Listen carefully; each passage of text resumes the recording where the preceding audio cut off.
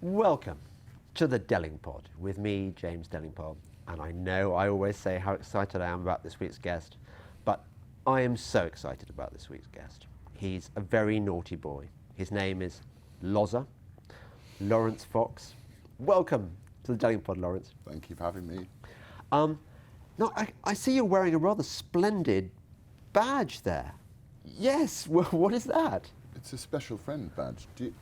You also wearing Oh, so I am. Yes, I'd completely forgotten. They're wonderful. How much do you value your special friend badge?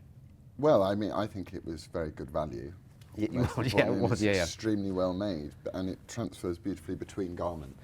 Did you know that it's actually made of pure gold and Anglo-Saxon style enamel work? Yes, no, red, I did know that. Just like the Anglo-Saxons used to do, I think, back in the day. I mean, it's just amazing that you managed to offer it so affordably, with its with such a amazing inlay. I'm glad you mentioned how affordable it is, because I think lots of people, when they see the badge, will want to buy several more on the Delingpole World website, where you can get. So. Yeah, I can see. Now, I'm slightly worried, Laurence, that we were talking like podcast, vidcast gold before this started, and it could be that we just like run out of material. But there's going to be two kinds of people listening to the show. You know, obviously avatars of the special friend, and the one avatar is going to say, "You finally bagged Loza. This is brilliant." And the other part, a minority, I'm sure, are going to be going, like, "Who is this guy?" Exactly. So, can you explain, for the benefit of the avatar of the special friend that doesn't know who Laurence Fox is, in fame terms, how kind of famous are you, would you say? Definitely between D and E, I'd say, on the list. D and E, right. Well, you know, maybe sometimes I jump into C. Because, okay. Double figures on a table at an awards ceremony. Right. Never single figures, never 1 to 9. Right, okay. But sometimes 10. Right. Is there a hierarchy like that? I think there is, you know. I didn't know that. Right. I would say that being on a long-running ITV series means you're going to have, well, the sort of people who watch long-running ITV series, really. So you were on Lewis, which was the successor to Inspector Morse, which was pretty. What viewing figures were you getting? I can't remember. I think the first year, like 9 million on the first ever one, or maybe even more, and then consistently loads. So, you know, I think they do an audience share, don't they? So they're not so keen on, they don't care so much about millions, they care more about the share of the audience. People would phone me up and go, "It's wonderful, you know, it's this," and I'm like, I don't understand what that means. Yeah, you just were too cool to care. It's out of my pay grade, isn't it, really? Yeah. Viewing figures. But I imagine that there are, you know, once you've got the gig, you can be dismissive of it because you've got it, and hey, it was always meant to be. But I imagine that there were lots of actors who would love that kind of. I mean, does it pay? Yeah, it was good. It didn't pay very well at the beginning, right? But then because you know, it also wasn't necessarily my dream job to pretend to be a policeman. You don't necessarily train as an actor to. But you were a posh, you were a Cambridge-educated policeman, weren't you? Cambridge-educated policeman. Yeah. Yeah. So I just didn't speak very much in order to look like I was clever. Yeah. Yeah, exactly. Enigmatic, I think is what I was going.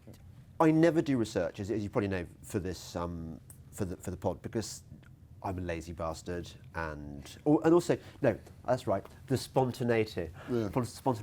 But I did watch a bit of, because it was on the TV, of Lewis, and what struck me was, it's all about posh totty. Isn't it, in agreeable settings? Basically, you go around and you were wearing a neck brace on the episode I saw. Oh, the neck brace episode. And gave me a sore neck. Did it? Well, from wearing it for fake, gave me a sore neck. But I was looking at the female talent, and I was thinking, great.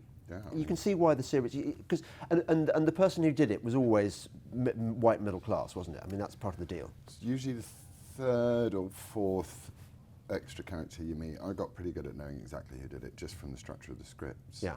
Yeah. But yeah, they did have huge production values. They did really spend the money on it. It looks good. Yeah. In fact, that was one of the interesting things you were telling me, that even though you were relieved to be out, I mean, nine seasons is It's a lot. hell of a lot. But you look at TV now, and it's way more shite than Lewis. I think Kevin Whately insisted on having the high production values. I think he even said he wasn't going to do it unless they spent the same amount of money as they did on Morse. And yeah, you think, oh, maybe it's slipping a bit, but then you leave it a few years and do some telly jobs now, and you're like, oh wow. Yeah. So where do they? I want to come on to the oppressiveness of woke in a moment, but where, in what ways is TV not as good as it used to be? Well, it's interesting, isn't it? Because TV seems to have a bit of an agenda, a lot of it. It's trying to tell you something, and I'm just a bit like, I don't want to be told something.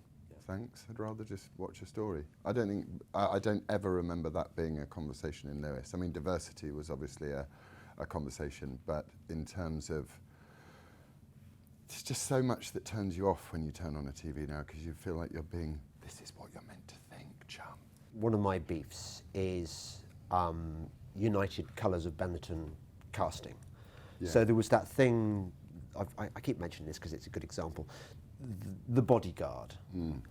And you look at the sniper teams, and the police sniper teams is led by a man of what we call Asians, I mean from the Indian subcontinent, and the sniper team, the actual snipers includes black females. Well, with the best one in the world, there don't exist black female snipers, as I understand. You look at the policemen, the coppers with guns around Houses of Parliament and stuff. They're always of a certain age. I mean, they're getting on a bit. They're all white, all the ones I've seen, and you're absolutely right. It's very conscious. It makes you conscious of race, but I think that's probably half the plan, isn't it? To make everybody extremely conscious of race all the time. Yeah. And I think that's, I don't know, I've started to have a real problem with it, to the point where I go, all arguments from the left-hand side of, or whatever it is, the woke side of things, work much better if we assume that everybody's really racist. So if we accept that we're all racist, then they win.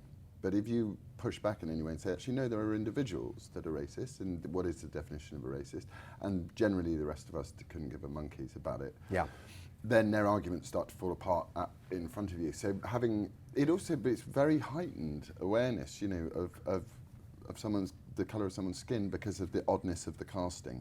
Yeah. Even in 1917 they've done it with the Sikh soldier, which is great. I mean, it's brilliant, but you're suddenly aware it's like there were Sikhs fighting in this war, and you're like, okay, you're now diverting me away from the story of what the story is. Yes. The example I give there is, did you ever see that wonderful film, Days of Glory, about French, Algerian... I have seen Days of Glory. Yeah, it was about conscripts from North Africa, basically, so Muslim troops fighting in the French army, I think in the Second World War.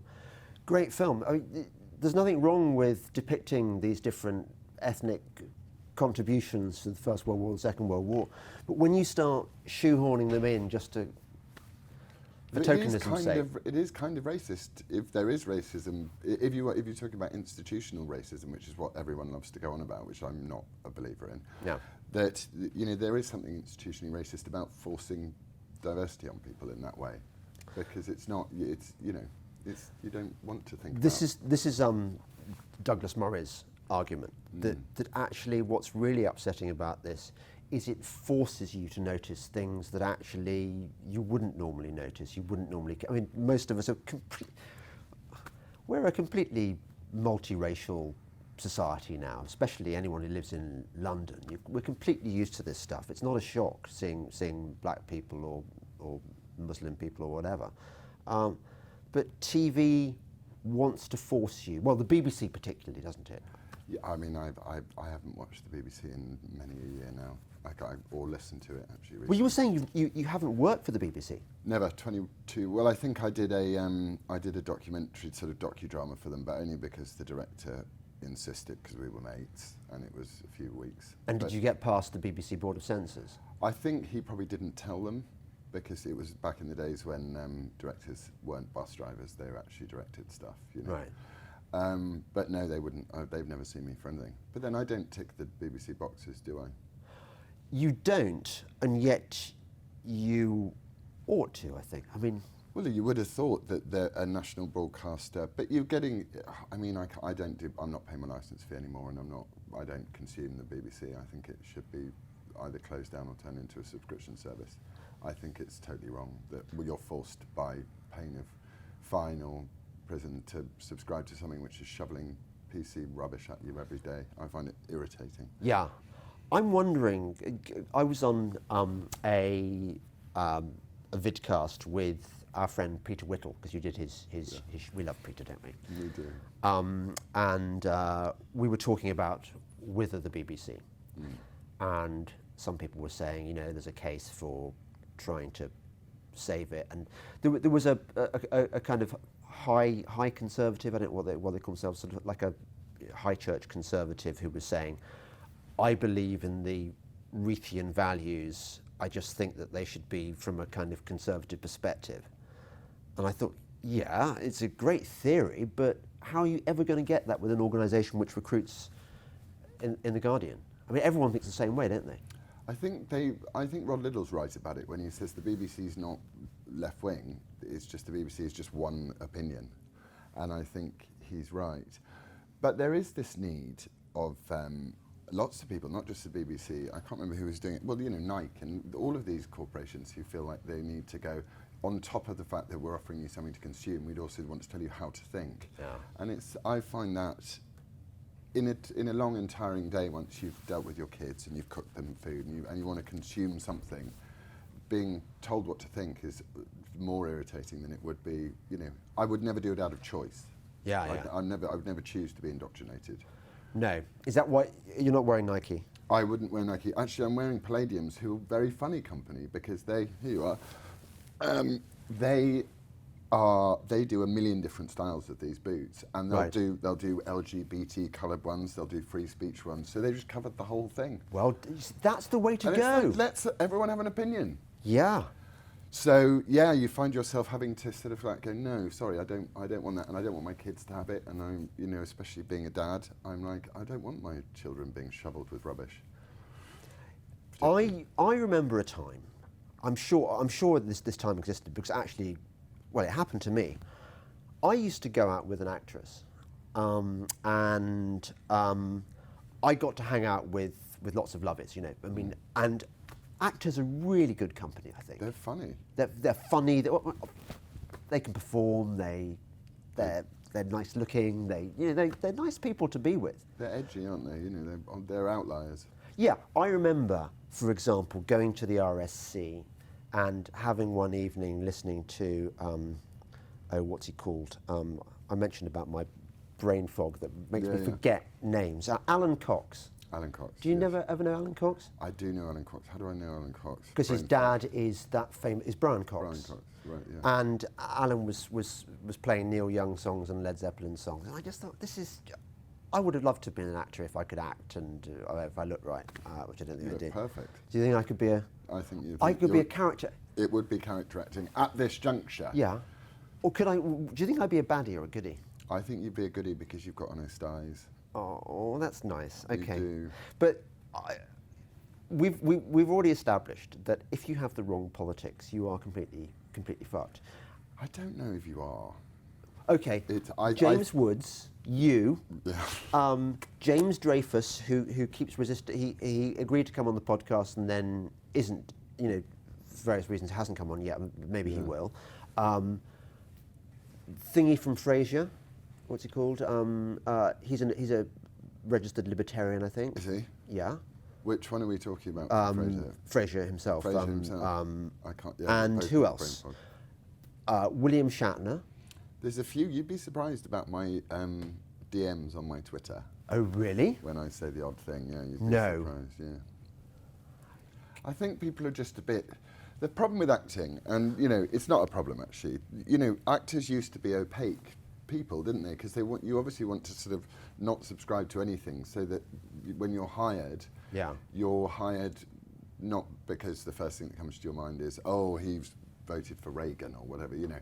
So actors have this need to constantly go, I'm a nice person.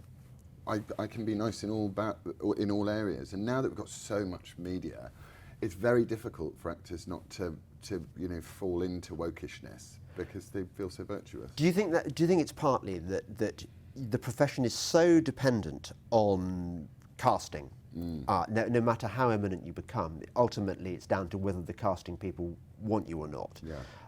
And that would gel with your please like me, I'm nice. And you're constantly being interviewed in a way that most of us aren't being interviewed for jobs. Yeah, that's not easy, actually. Professionally, I was just helping a friend's son audition for RADA, and he said, I was going through it for him. I said, you have to get used to the fact that you're going to basically audition for your life every time you get a job, and you're going to be rejected 9 times out of 10, and that's what you have to learn. The acting bit of it is the easy bit. Yeah. It's the not getting the jobs or not getting the meeting, or it's quite a painful existence, but it's also a very blessed existence because when you do get a job, it's great. The money's good when it works. It's getting less, the money. And fame fucks? Fame. I mean, No? I don't want to be famous. I hate being famous. I'm not famous, fortunately, so it's fine. I don't think anyone's ever slept with me because I'm famous. I bet you they have. And if they haven't, they will after this. Oh, okay, right. Well, my wife doesn't sleep with me because I'm famous. Why not? No, I think she finds it rather off-putting. I think My mum wives, hates it. yeah. A friend of mine who's a female has a watch and a stopwatch, and she has a record book for how long it is before the actor asks her a question. Oh, really? 14 minutes is the record. Can you guess the actor?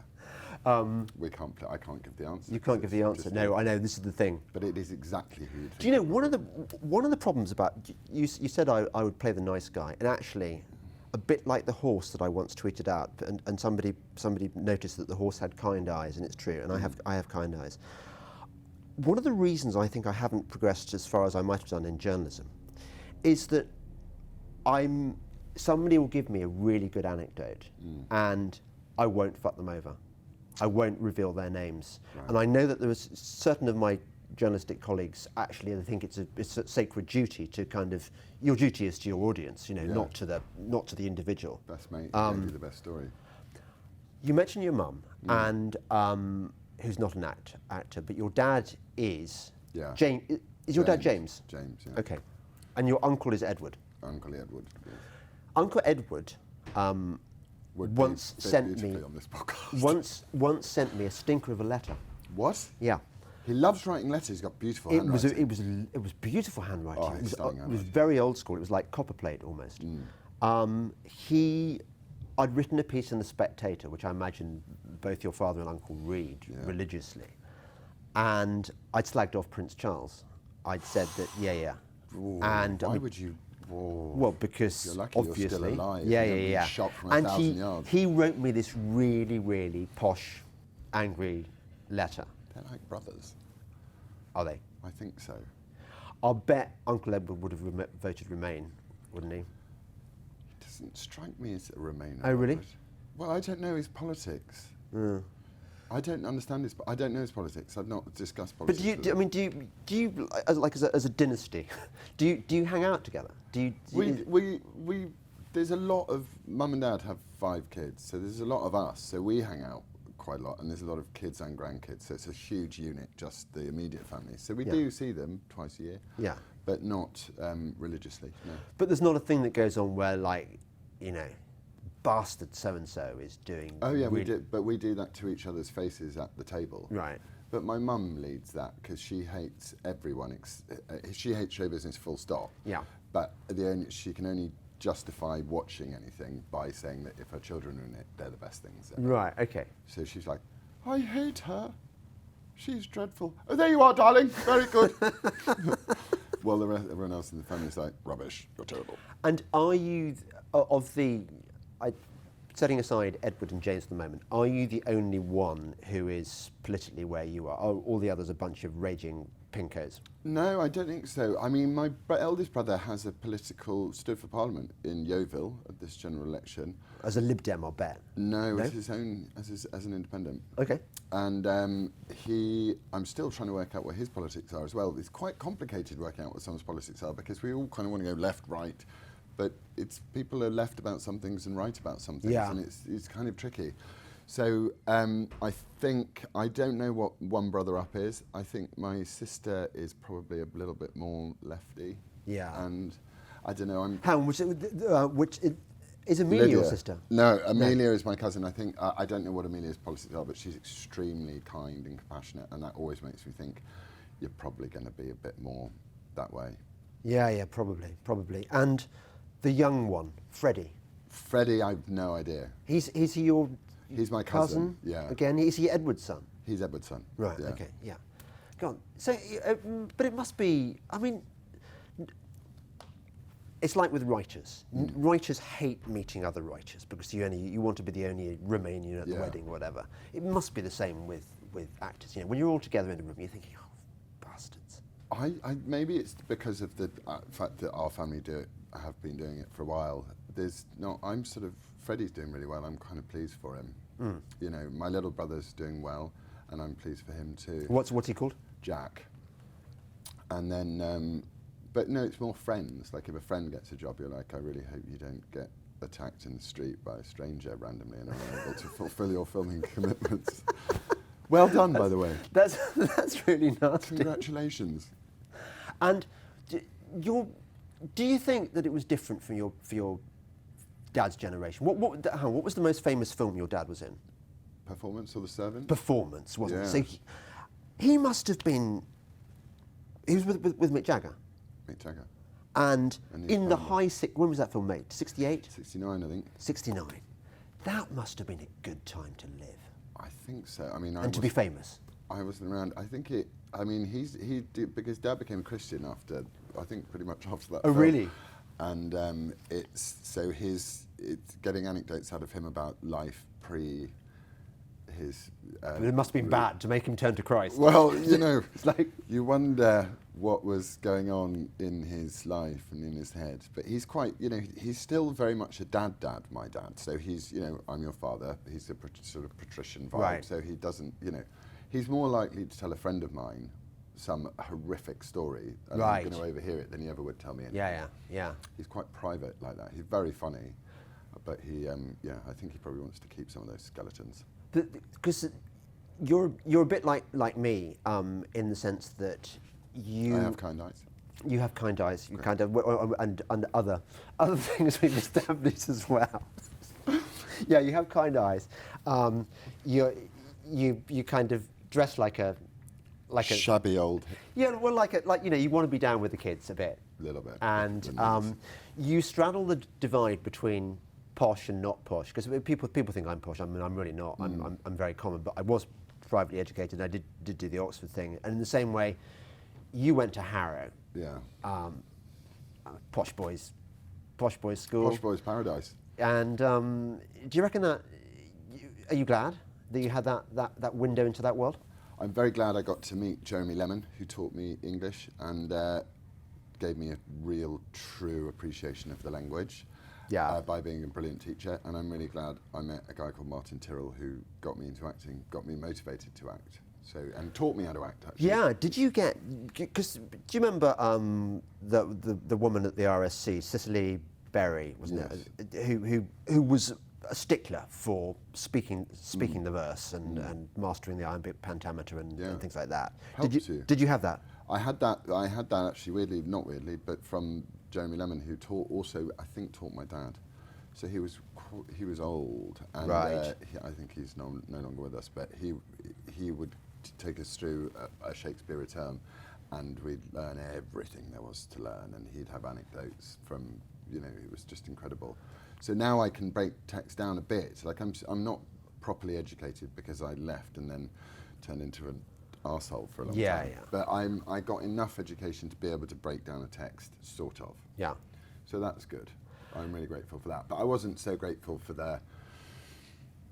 those sort of boy, fagging and all that Right. stuff. There was because I grew up in, our family is essentially quite a liberal family, so we were always encouraged to say, well, say what you think. Yeah, Stand up to authority.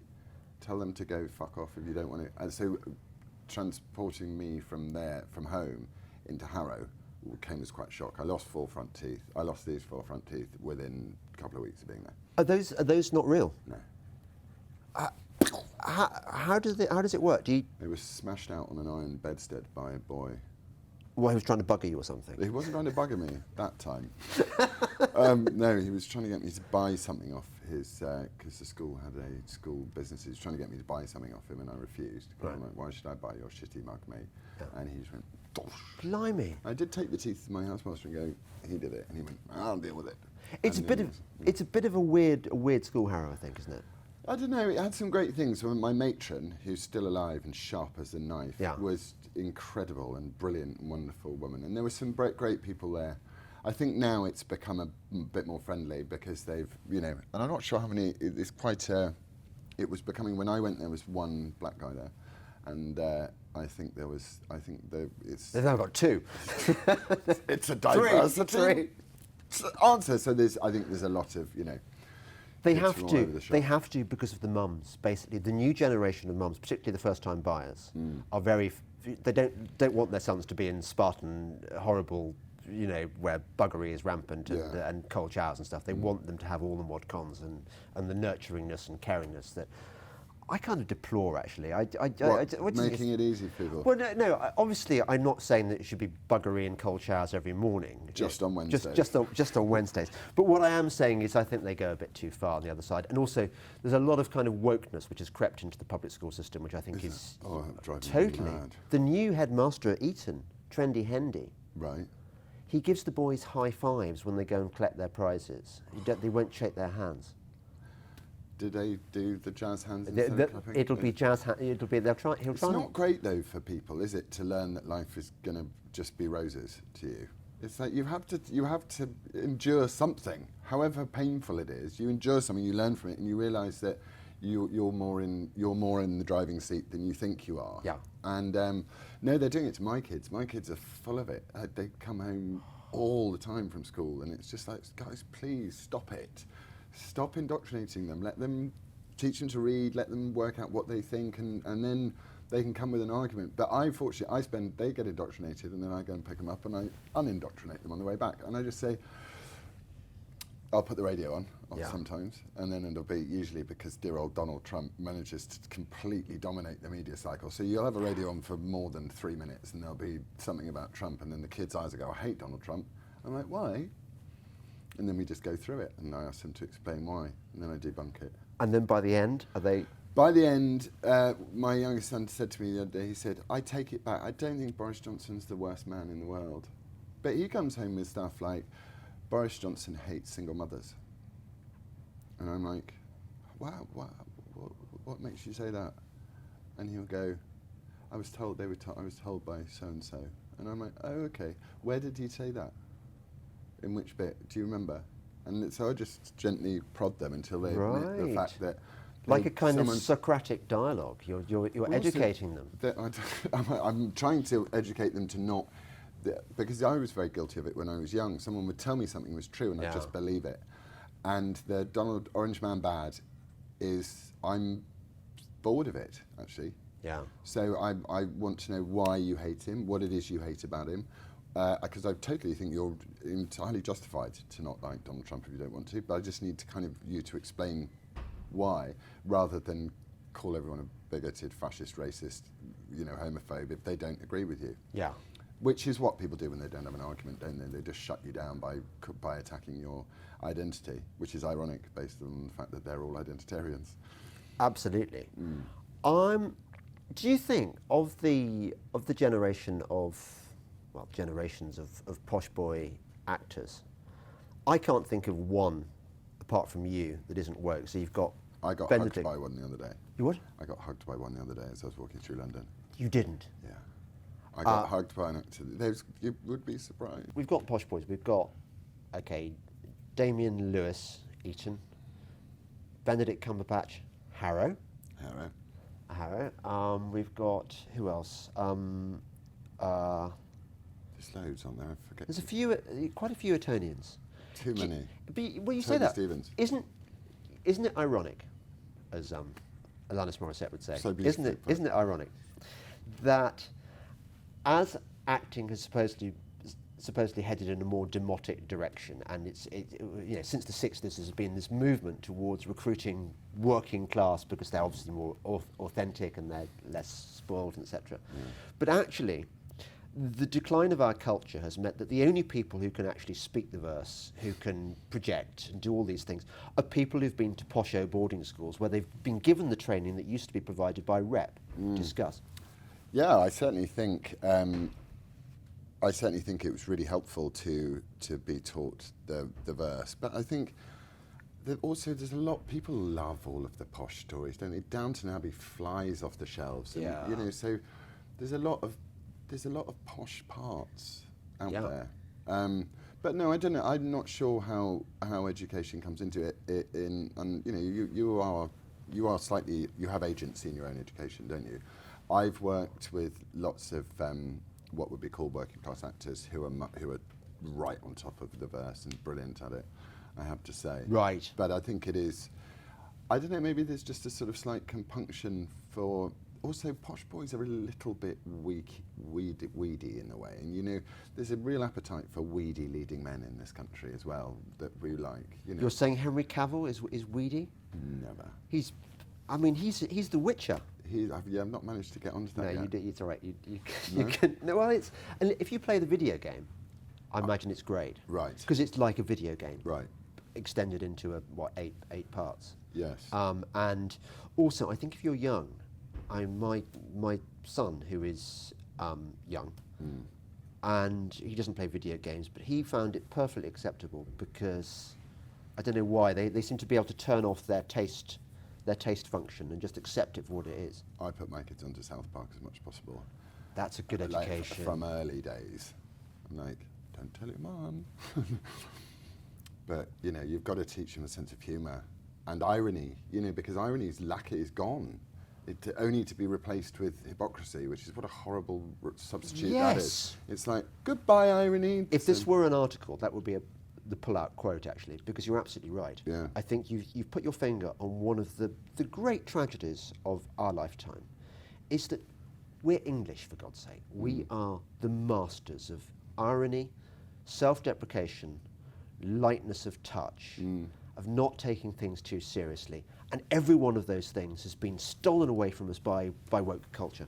Well, you know, they are those things, you know, irony, lightness of touch, all of that, those are symptoms of white supremacy, aren't they? So good point. Yeah. They do need dismantling because, you know, everything that we've done in making this amazing world that the West is awful, and we need to tear it down and replace it with a bunch of people being really racially aware and polite to each other and totally unaware of hypocrisy. Because who wants to, you know, I mean, it's the carrots being chucked out of the Australian helicopter. I just couldn't cope with, it's the ultimate peak 2020, that. Tell me the story about the carrots, 'cause I missed this one. So I woke up to it yesterday morning. Twitter kills me. Yep. They obviously have had their horrible wildfires, of which, again, nothing gets reported correctly. It's just global warming, global warming, global warming. Yeah. A, wildfires happen. They just do, don't they? And it's a way of renourishing the land. B, I think there's an element of some of the policies around how they manage their woodland has affected the wildfires. There's a lot of arson involved as well. And there's a climate change element to it. Of course there is. And, you know, what do we need to do? We do need to reduce our carbon emissions. So, getting in a helicopter with some bags of carrots. Yes. And flying it up over the poor old wallabies going, "Oh, what have you done? Oh, Lord, you've forsaken me." And then they just chuck out a few bags of carrots onto the wallabies, who either, you know, if they avoid the shower of deadly orange projectiles and survive. That would be sad, wouldn't it? You know, done by a terminal velocity carrot would be great. Hopefully none of them were bending over. And then they finally got their bit of carrot, and then, you know, the carbon neutral, maybe the helicopter company went and landed and planted some fields of carrots to offset the carbon released into the atmosphere. It's just like, what the fuck are you doing, guys? And then it's like, and then, you know, poor old people you really respect as actors like Joaquin Phoenix, saying, you know, and all this, I don't know why the hypocrisy bothers me so much, and I don't know why it is. So this is why I kind of talk about it, because I feel like I can't be the actor that sits there and goes, right on, man.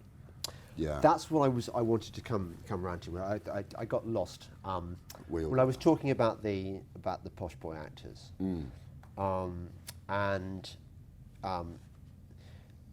anyone can be woke. It's really, really easy, but it's quite courageous, or in your case, suicidally stupid, to take the positions that you're taking. And yet, look, obviously I'm biased, so this reflects my political bias, but whenever I see an actor interviewed, it basically kills their entire oeuvre for me, because I'm thinking, every time I see them on screen, I'm thinking, you are a woke wanker, and if you met me, you'd hate me, and I don't like that for one. You know, I want to think Robert De Niro or whatever would like me, not that he'd think I was a wanker for being a supporter of Trump. Yeah.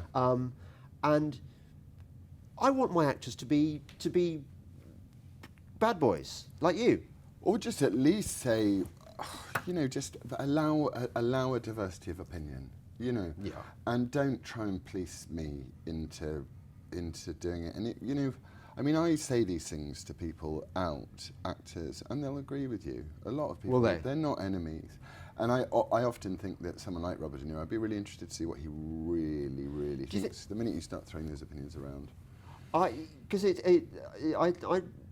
glad that is the case. But in my experience, like for example, I got on very well with Neil Pearson, who I think is a very fine actor, and we've got lots in common, like collecting old books and other things which I'm not going to mention. But he can't forgive me. He can't be friends with me because of my politics. You know, as my politics so became weird, isn't it? The role would never be reversed. No. I've never rejected anyone for being a lefty. I just think, well...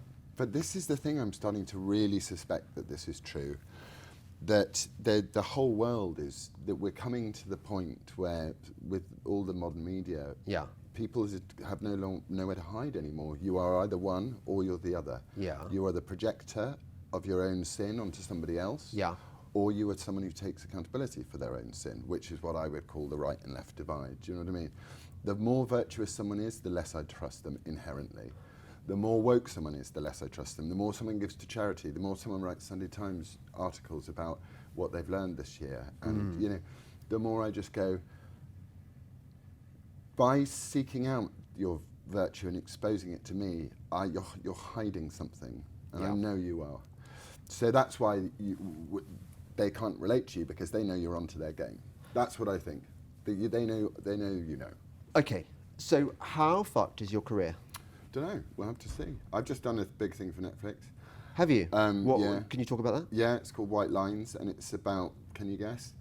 Are you a gangster boss? I'm a Mancunian Buddhist drug dealer. How's your Manchester accent? Obviously, it's all right, brother. Namaste. All right. Yeah. I like that. I want to see this. Yeah, it's all right. And, not bad. Yeah. And Netflix, is that a good thing to do? I think Netflix are all right, aren't they? You know, I did say to the head person at Netflix, or whoever it was that came to us, I was like, I just read in the paper that you make $1 billion a week. Yeah. Is that true? And she's like, yeah.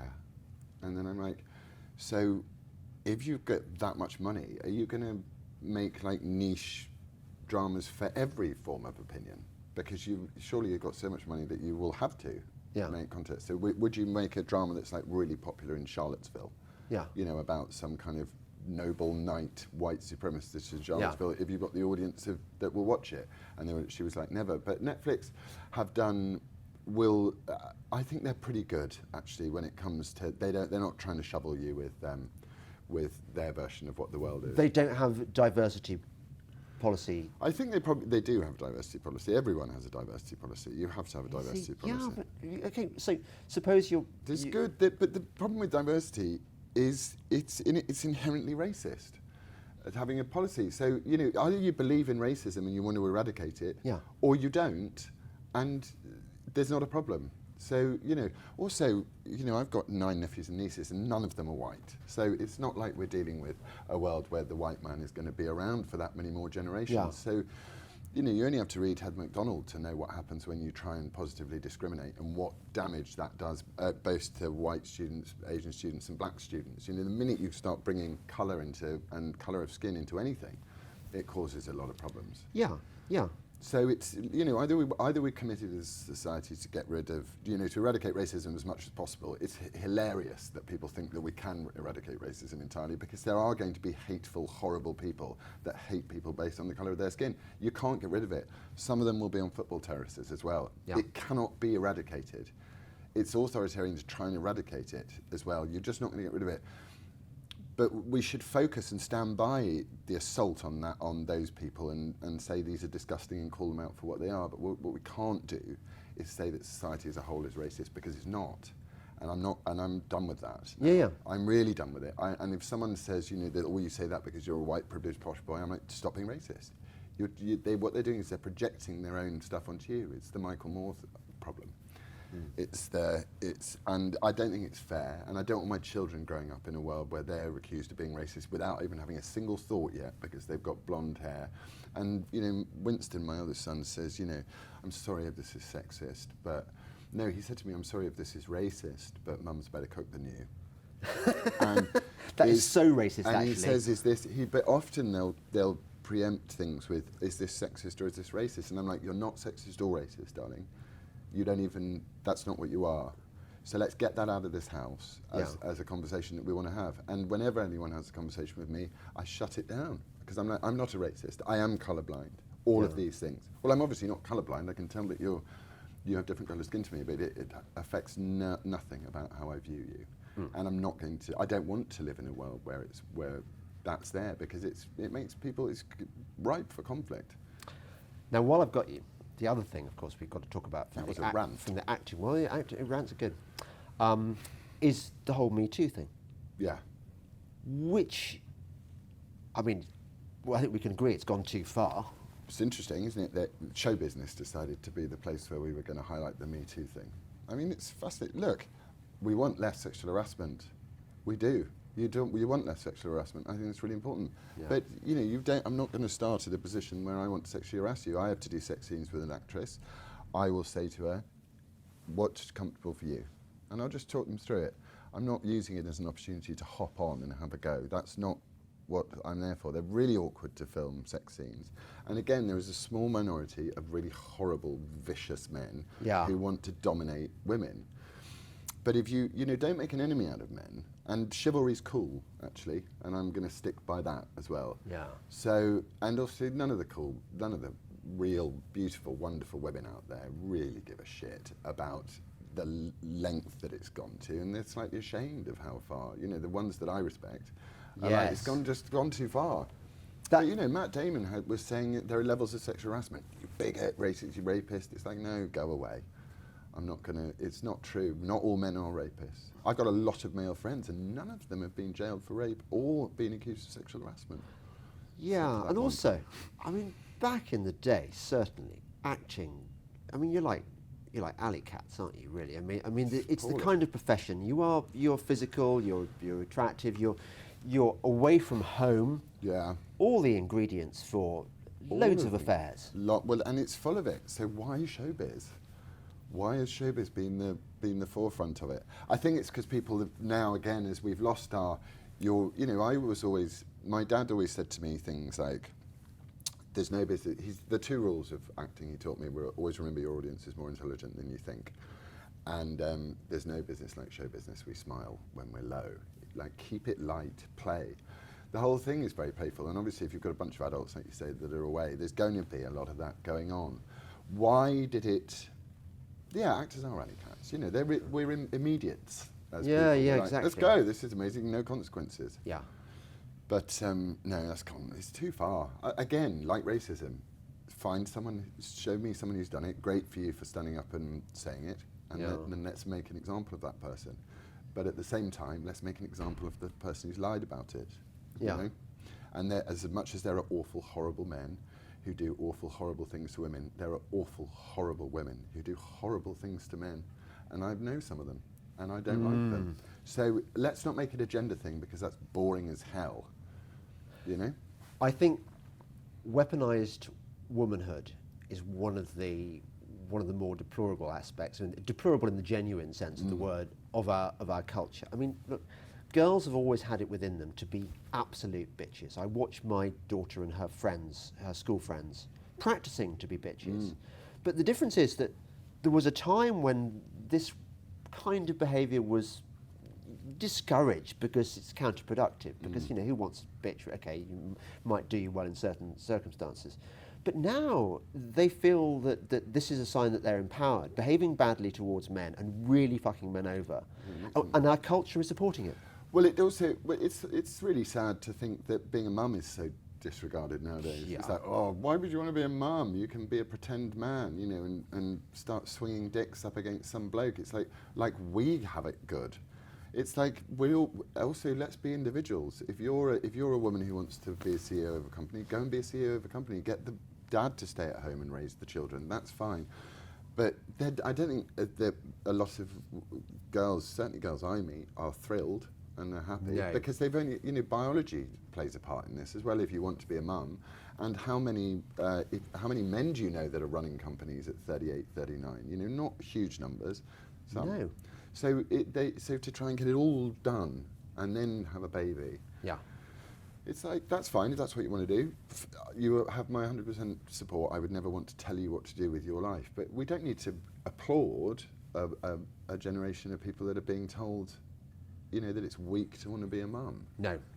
My mum was a mum.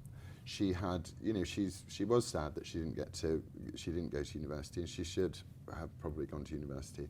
But she's also an amazing woman who raised 5 children really with love and care, and we're all much more stable and have more to offer society as a result of her brilliant nurturing love. But you are sounding, this is the kind of thing that the late Sir Roger Scruton would have argued, and look at what happened to his life. He's just kind of... Well, he's so nice and so thoughtful. Did you know him? I didn't know him, no, but I you know, watched so much and read so much of what he did.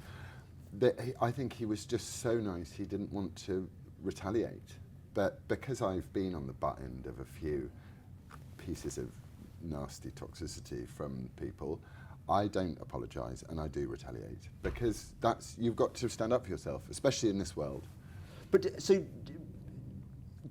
was there a moment where you came out as I was sat on set in filming Victoria, and all the actresses were outside having a discussion about Brett Kavanaugh hearings. Oh, yeah. And they were going on about how you had to believe the victim. And I was like, just inside of me, I was like, no, you don't believe the victim, because that's not how it works. You listen to the victim's evidence is examined, and then a jury of their peers makes a decision about whether that was true. And also I was suspicious because their report was made to a congresswoman, wasn't it, rather than a police person. And as you've been vindicated by subsequent discoveries, haven't you? Well, I broke up with a girlfriend over it. Did you? I did, yeah. I broke up with her over that, and over the Gillette advert. I just went, bye. Toxic masculinity. Yeah. I was like, bye, sorry. But she's been primed, you see, this is the problem. If you're priming women to believe that they are victims, and that this is a tyrannical patriarchy and everything, but I can't remember who said it, but it's not like they've got a solution to that, other than they want to swap it to be a matriarchy. They just want exactly the same thing, but women to be in charge. Yeah. And it's like, no, sorry. And, you know, also there are a lot of things that men do and a lot of sacrifices men do. We're having to adjust. So I'm a single father now. So I'm having to learn how to raise 2 children, which is something my dad never did. Right. Because he had my mum there. So we're all adjusting. And I don't see myself as a victim of my divorce or anything like that. I just see myself as a situation where I've got to now look at my world and my universe in a way which I can give something to. And no one in my family is saying, poor you, Loz. So the set of Victoria, because you're playing Lord Palmerston, so you got to shag somebody on the billiard table, was that? I didn't get to shag someone on the billiard table, but I did get to, well, it's telly, you see, they're not going to, But that's the single fact everyone knows about Lord Palmerston, isn't it? Did he die inside? He did, didn't he? I think he might have done. It was also, I mean, there's some pretty... I started reading a bit about Palmerston and I was like, ooh. Pam. Pam. Yeah. But, so you didn't... But I remember slagging it. I can't remember why I slagged it off, but I did slag it off for some reason. I think probably because it was unhistorically accurate. Yeah, well, I mean, I don't think it's aimed at that audience, is it? It's aimed at... No, it's not. It's sort of... It's soap with brains. Feisty Doctor Who woman assistant type. Yeah. It becomes Victorian. She's very good. It's, you know, I think good actress. I think that is sometimes telly can be guilty of not applying my dad's rule of remembering that your audience are very intelligent. Yeah. And you know, and you see by whether these shows live or die or get cancelled or not. You know. Well, it did all right, didn't it? It's finished. Yeah. Yeah, but I mean, I'm hoping. I'm really hoping for a massive outbreak of get woke, go broke. Well, I mean, it's happened. It's happened to Doctor Who, hasn't it? Anything else? Are you seeing this? I think we're right on the edge of it all falling apart. Please say yes. I think the Beeb especially, and it'd be interesting to go, because you can't help yourself. But you know, great heroic stories, you know, are like High Noon and stuff like that. You know, you need some of these back, not. So we need to restore men being manly men rather than stupid, feckless idiots like they have been since at least men behaving badly. Yeah, well, maybe, and it's interesting if you look at some of the casting that alpha males are not often cast as anything other than alpha males. You know, whereas leading men used to be quite punchy. You know, quite smoulderingly. You thought, oh, you could beat the shit out of someone. And now some of the leading men you look at, you go, oh, you're sweet. Right. That's what I find. But okay. then I'm old school in terms of I want stories. I don't want political opinions. I want you know, it's 1917 is brilliant for that. Is it? Yeah. I haven't seen it yet. It's so good because so apart from the gratuitous Sikh. Well, no, he's great in it as well. It's great. It didn't bother me particularly, but it did sort of flick me out of out of what is essentially being done as a one-shot film. Yeah. And there is an argument, I suppose, for saying that you want to know that, but it's just incongruous with the story. It's like, why do I need to know that at this point of the film? Going back, I would be more than happy to go and watch a film about Sikhs in World War I. In fact, and I probably would watch it. I mean, if the war stuff was good, I'd definitely go and watch it. Wouldn't bother me at all. Yeah. I just don't like historical inaccuracy. I tell you what really annoyed me. I went to a friend's 90th birthday party, and on my table, it's a wonderful couple who I think had been involved in the production of Les Miserables, and Andrew Davis' adaptation, the thing that the BBC is really, really shit hot at traditionally. But the guy who plays Inspector Javert was a black actor of West African heritage. Danny Spani, I know him, I think. Is it Danny Spani? No, David Oluwaye. Oh, David Oluwaye, yeah. Who's a great actor. I mean, I thought he was a bit shit as Javert, actually, but I mean, he wasn't very enticing. But mind you, he was better than that Australian Kiwi actor, what's he called? The one who's in Les Miserables, the movie. Oh. You know. Russell. Yeah, Russell. Russell actually, I went to see that film, Les Miserables, the musical, with my family. And Russell was so bad that I walked out of the cinema and went to Sainsbury's, the nearby, and did the shopping while my family sat through the rest. He was so bad. But the Les Miserables thing, I've whinged about this before, but I think it's worth mentioning. The book is set in 1830s France. There's no way an inspector of police in 1830s France would have been black. So why go to the trouble of recreating the period? You know, getting the cobbles in the street right and making sure there are no wind turbines in the background. Yeah. Why go to all that if you're going to have this?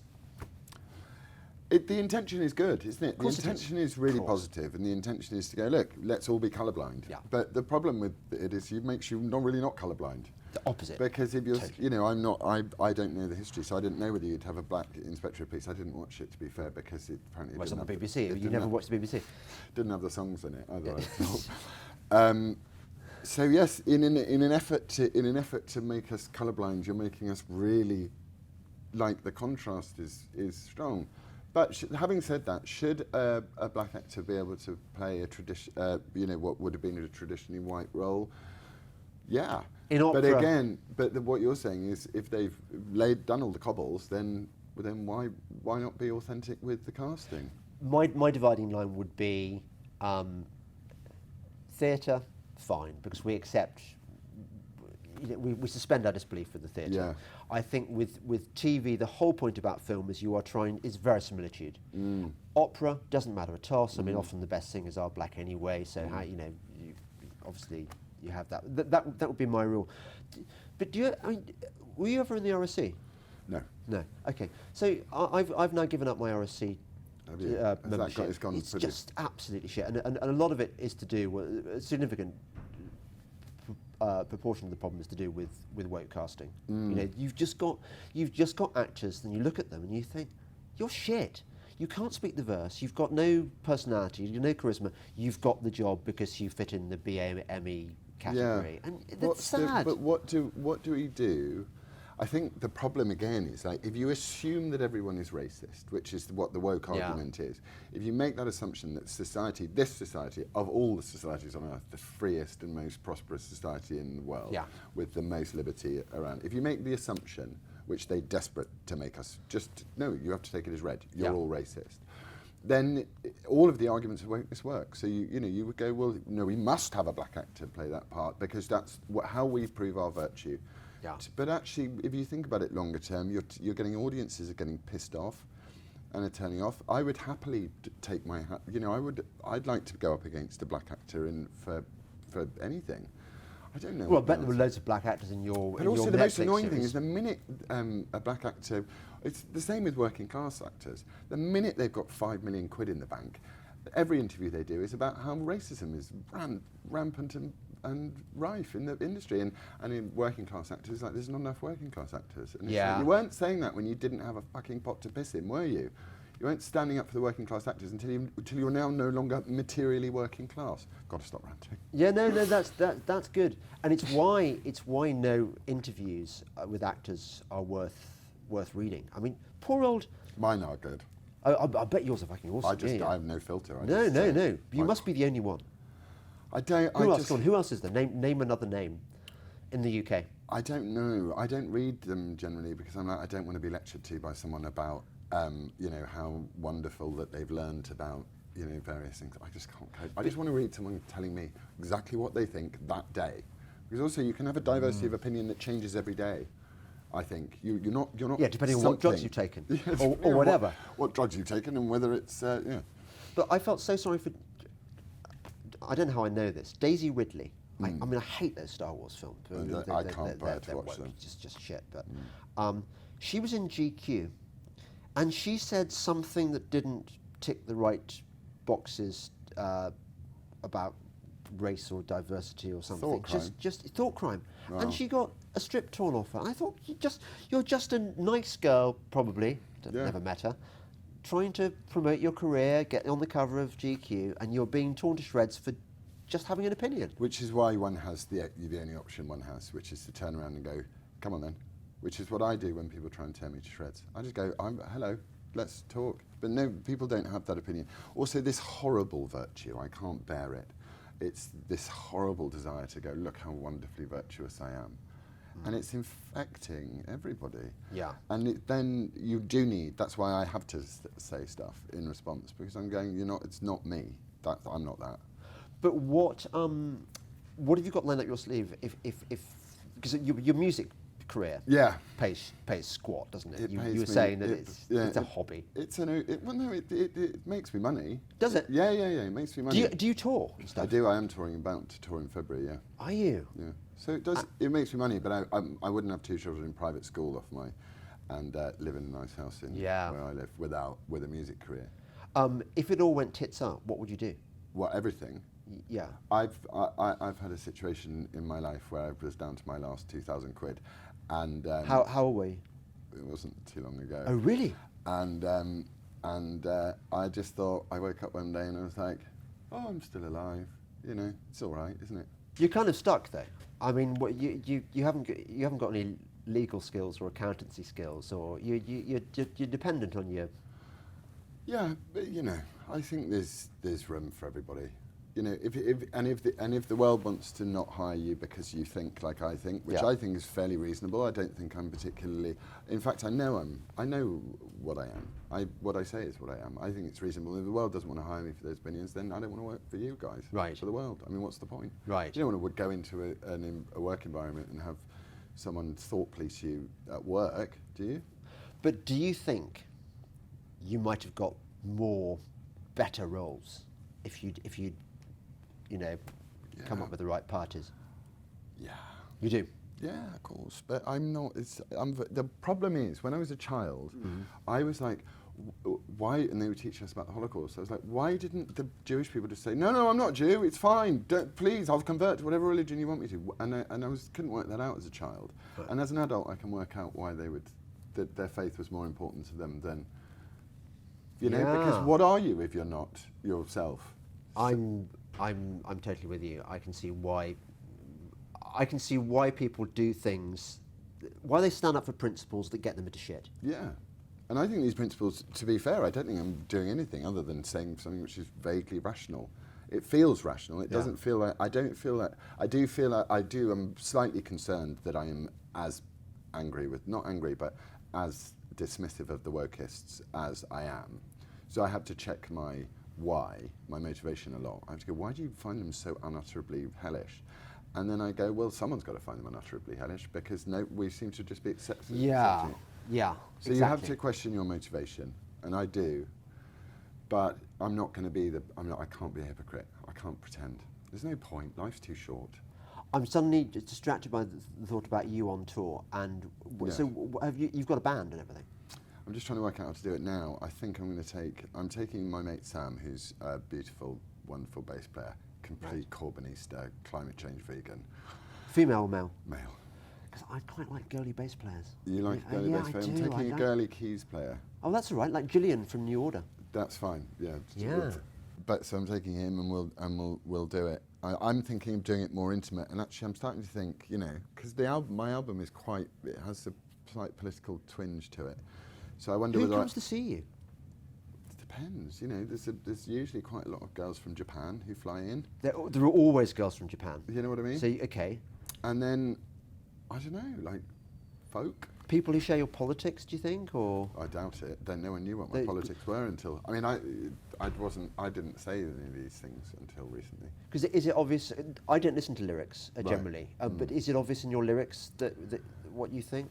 Certainly in the main single from the album, it's pretty obvious. It goes, they have put something in the water, they have put something in the water, oh my God, I can't remember my notes, something in the water, they stole a march, I can't remember, it just goes, they put something in the water, they stole a march on your indecision, they try and murder your opinion, the first to fall is laughter, just to quell the unoffended.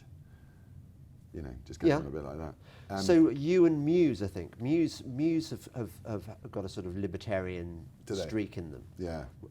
Unlike my favourite band, sadly, Radiohead, which are just like so oppressively woke. Yeah, but I think he kind of, I think it's very genuine with Tom York, so I don't mind. I really do. I think it's great if people want to be woke, but just allow me not to be. But with very good point. With Tom York, I sense that he's genuinely like, have the music for free, pay what you want for it. I think he's like that. But it's the impersonators and the people that jump on board. It's also a really easy way of disguising lack of talent, being woke, I think. Do you think in the hierarchy of cool things to be, being the rock star, acting is good, but rock star is that what draws you? No, I just always love music, and you spend quite a lot of time not acting when you're an actor, even if you're a successful one. Yeah. So I quite like the process of being in charge, start to finish. So as an actor, you're a cog in a wheel. You learn that over the years of experience. You turn up on your first day. I mean, I watched them come traipsing through Lewis for 9 years, these kids straight out of drama school, like, this is my stepping stone to greatness. Yeah. And I'm like, or it's your stepping stone to Midsummer Murders, one or the other. And more often than not, it was their stepping stone to Midsummer Murders, and then it was their stepping stone to Corrie, and then, and that's all fine. But what was I saying? I was making any point. Rockstar. I liked making it from the beginning to to the conclusion and being in charge, writing it, producing it. And whereas as an actor, yeah, you just turn up and your job is to serve the script. Yes. And if you're a good actor, you serve the script well. And if you're a bad actor, you make it all about you. And then it's hell to work with those actors. But so when you go on tour, you're going to be playing what size venues? What, 200 maybe? 250, 300, yeah. And so are the economics of that? They're pretty good, the economics of it. If you do tenner a ticket maybe? 17.50, I think. Okay, so nearly 20 quid. Yeah. So 20 times 20 is, so 4. Yeah, well, it's the way they do it is they offer you a guarantee, and then they offer you an overage. So yeah, I mean, touring, you can make all right money. And do you get a share of the bar takings as well, or is that that's the venues? No, that's part of the vibe. I don't know, to be fair. I've got spreadsheets from the guy that's organising the tour. Right. You take things like merchandise and sell it like. Have you got T-shirts? I do. For Fox's sake, it says on my T-shirt. Oh, that's good. Well done. Yeah. Was that you? That was me. And yeah, so it's definitely. I mean, look, at the end of the day, music is. I do it because I love it. I'm not going to stop doing it. But you can monetize it. What I almost did take away one of your special friend points. Well, because you kind of said climate change is contributing to the. No, there must be for the fact that there are 7 billion people on this earth. We must be having an effect on this earth. I'm not saying we're the cause of all of it. We must be having an effect on our planet, and that I think humans will make it better. I will give you. Climb it back. Yeah, of course you can. I was only lightly, I was light whipping of the. I was taking one of your orange Smarties, and because orange are the best. Yeah. And now I'm giving you back. I was only doing it teasingly. I wasn't really going to steal your orange Smartie. Maybe I've become a wokist, a serious wokist. I'm like, how dare you? I can't take.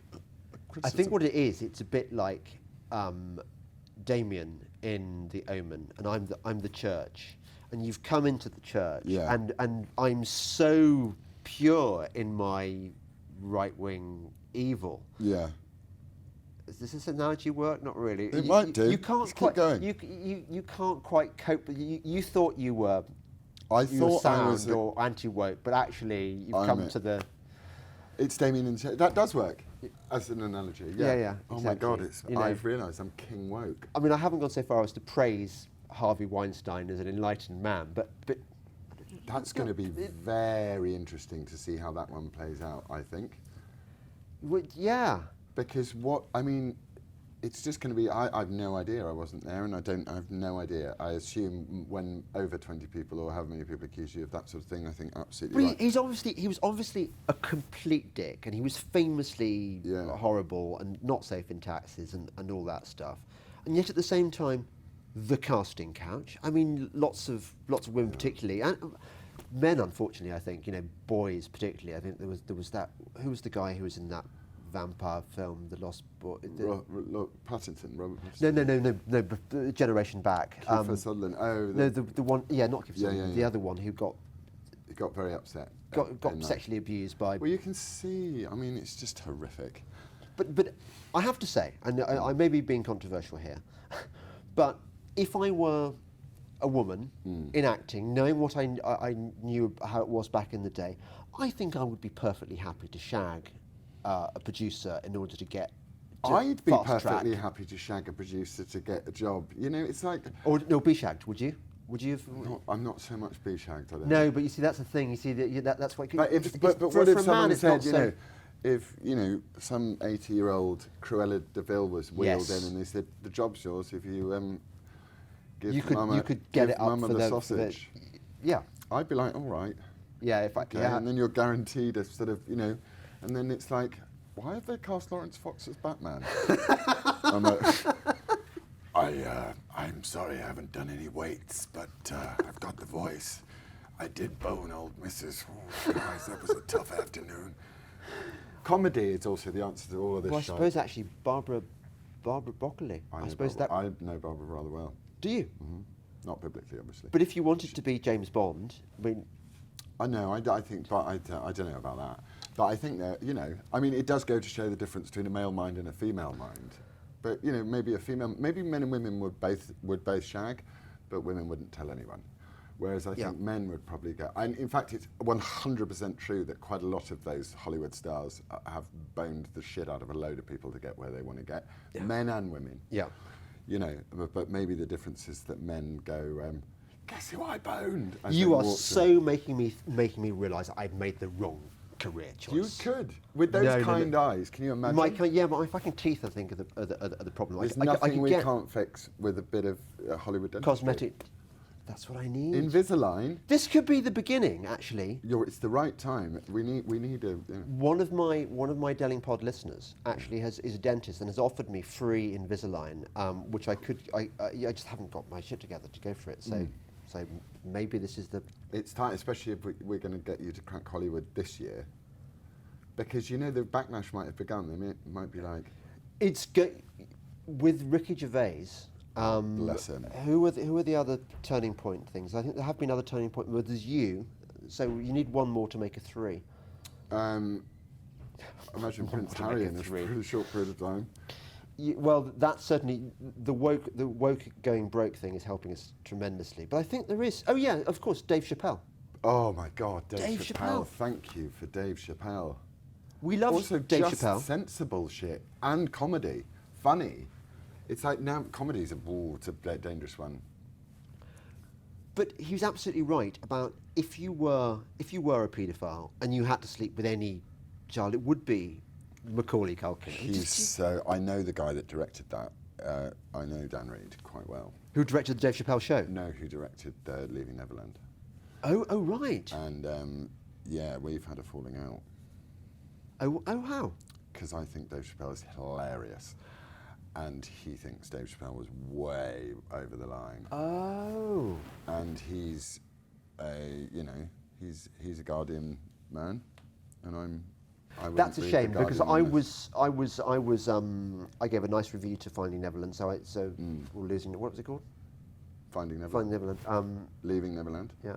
Well, anyway, I've driveled enough, and actually, I think leave them wanting more. Because we should have you back, like when your career's really hit the skids. Yeah. We can talk about how this was the midcast that ruined it. Oh no, I'm bad enough in auditions. Someone will say to me, "What do you think of the script?" In fact, someone quite famous auditioned me for. I can't tell the story without incriminating the wokest person in the world. Right. When they said, "What did you think of the script?" and I was like. Well, it's exactly like the last one you did, isn't it? It's the same thing. No difference at all. Less funny, possibly. I bet they love that. I didn't see a Hollywood casting director for about 5 or 6 years after that particular audition. I'm just not very good at not saying what I think. People don't like, and I can speak personally here, people don't like not having smoke blown up their arse. Yeah, I know, I love having smoke blown up my arse, but I want to feel like it was warranted. Yes. Like, I want to feel proud of something and someone to support me, not go, I hate it when people say, oh, I thought you were marvellous in that. And you're like, I was only vaguely on top of it, holding it together, trying not to, I don't know. Respect credit where credit's due. Meritocratic values. Oh, fuck, no, the meritocracy, it matters. Some things are good, some things aren't. It's okay. Just tell me the name of your Netflix thing. Is that the next It's called thing? White Lines, and I did a little across my name. It's good. About drugs. Is it good? Is it going to be like? Is it like Top Boy? It's done by the guy who did Casa de Papel, or what's it called in Money Heist. And the Spanish thing. Yeah, so he's, and it's insane. And actually I really respected the Spanish for the way that they go about making stuff. They're like, yeah, more, brilliant, wonderful, let's make it more crazy. Whereas in England, it's like, no. Actually, just briefly, I've almost reached the point where I will only watch things with subtitles because it seems to me that the foreigners, the non-English speaking world, look at Gomorrah in Italy, look at Fauda, Israeli. Fauda was great. They don't take any prisoners. They're not woke. No. Even the Germans. Babylon Berlin. Yeah, yeah. There's no wokeness in there, I don't think. My girlfriend won't turn anything on that doesn't have subtitles, so you and her are the same. Yeah, exactly. Okay, I would like to meet your girlfriend. That can be another of mine. No, I'm not going to shag her. No, you can meet her as she dumps me for like, you haven't worked in 12 years. I'm like, it's coming, babe! I promise the tide is going to change. I'm so sorry. Good. Well, I'm listening to the Delingpod with me, James Delingpole, and so exciting. I mean, still, I'm really excited, even now. Even after the disappointment of the interview, I'm still excited. Laurence Fox, thank you.